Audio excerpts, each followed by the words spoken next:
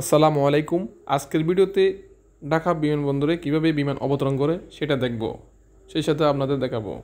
এখন দেখতে পাচ্ছেন বিমানের ল্যান্ডিং গিয়ার বলে চাকা বেরিয়ে আছে, সেই সাথে আমরা আছি এখন ঢাকার আকাশে।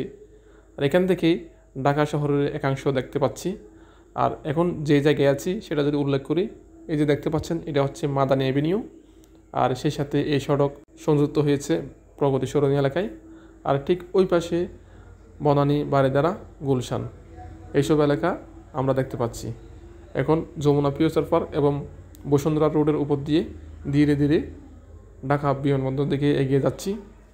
আর ওই যে পাশে দেখতে পাচ্ছেন সবুজ গাছপালা, ওখানে আর্মি স্টেডিয়াম এবং ক্যান্টনমেন্ট এরিয়া। ধীরে ধীরে বিমানের উচ্চতা কমতে শুরু করছে, সেই সাথে আমরা ঢাকা এলিভেটেড এক্সপ্রেসওয়ে ও কুড়িল ফ্লাইওভার ক্রস করছি। আর এই এলাকার নাম হচ্ছে নিকুঞ্জ। এই এলাকা পার করে আমরা এয়ারপোর্টের এরিয়ায় প্রবেশ করলাম। এখান থেকে মূলত ঢাকা আন্তর্জাতিক বিমানবন্দর শুরু। আর এটার অফিসিয়াল নাম শাহজালাল আন্তর্জাতিক বিমানবন্দর, যার আগের নাম ছিল জিয়া আন্তর্জাতিক বিমানবন্দর। 2009 সালে নাম পরিবর্তন করে বর্তমানের নাম রাখা হয়। এখন আমরা রানওয়ের দিকে চলে আসলাম। আমাদের বিমান ধীরে ধীরে ল্যান্ড করবে। এই যে দেখতে পাচ্ছেন, এই যে হ্যাঁ, আমাদের বিমান এখন ল্যান্ড করলো।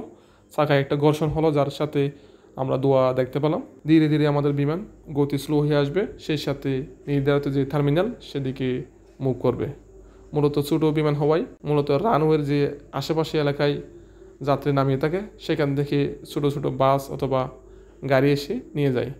এখন আমরা ডান দিকে মুভ করে আমাদের যে টার্মিনাল আছে ওইদিকে যাচ্ছি।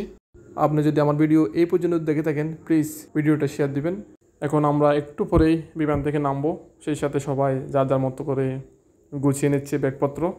আর বাংলাদেশের একটা মানুষের স্বভাব, বিমান একদম পরিপূর্ণভাবে না থামার আগেই যাত্রী নামার জন্য হৈ হুল্লোড় করে। এটা আমি বিমানে দেখেছি। তবে বিমানের চিত্র হচ্ছে একটা এসি বাসের মতো ছোট্ট একটা আমাদের বিমান। সবাইকে ধন্যবাদ।